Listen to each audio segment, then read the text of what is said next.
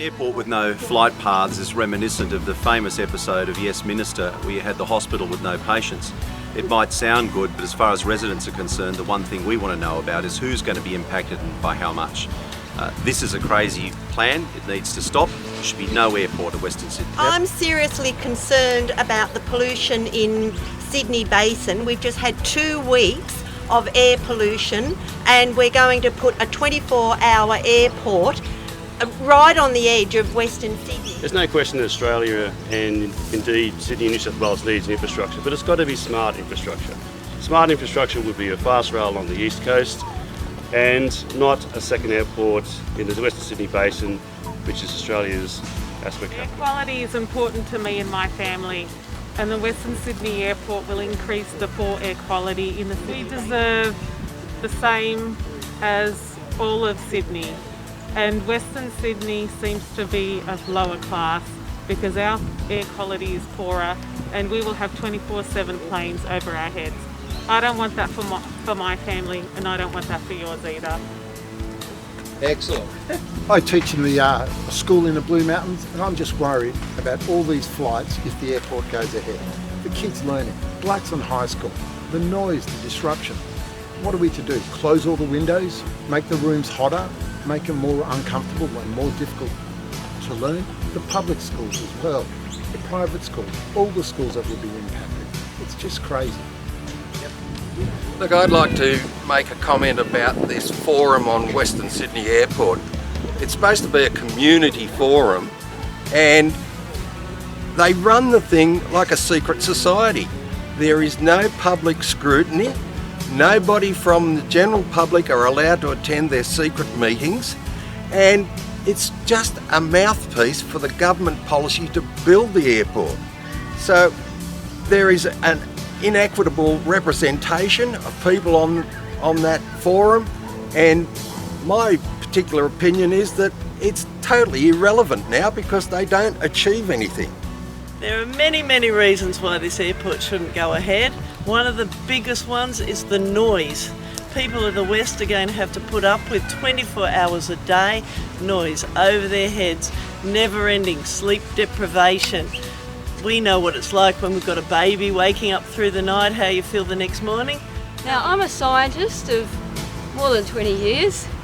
I have a PhD in medicine, so I know what I'm talking about when it comes to research.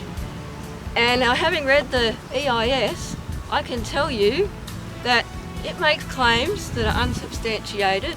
It provides no evidence whatsoever for most of its conclusions, and it actually made up data.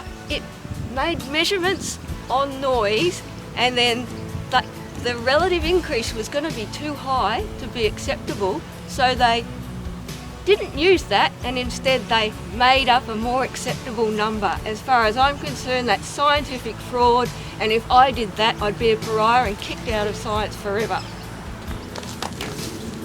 Look, how can they tell us?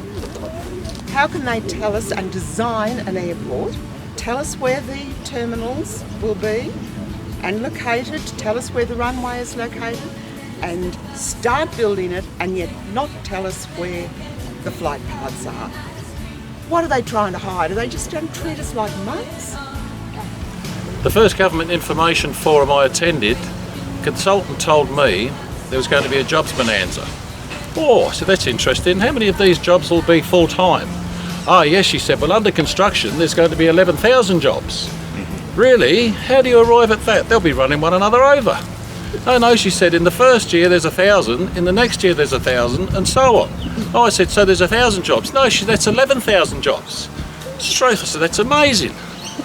So I said, you know, during my working life, I had one job lasted for 10 years, and one job lasted for 25 years. Most normal people would say, oh, in 35 years I had 2 jobs. Using their formula, I had 35 jobs. I'm amazed. Right, the decision to build this airport has been based on misinformation. And how did I know that? Because my colleague, Dr. Anchage, and I have done a study that conclusively shows that the noise levels that they've stated are totally wrong. We're at the base of the Blue Mountains, which is a United Nations World Heritage Area. We're going to have planes probably flying over this region. We're going to have planes flying over the Warragamba Dam.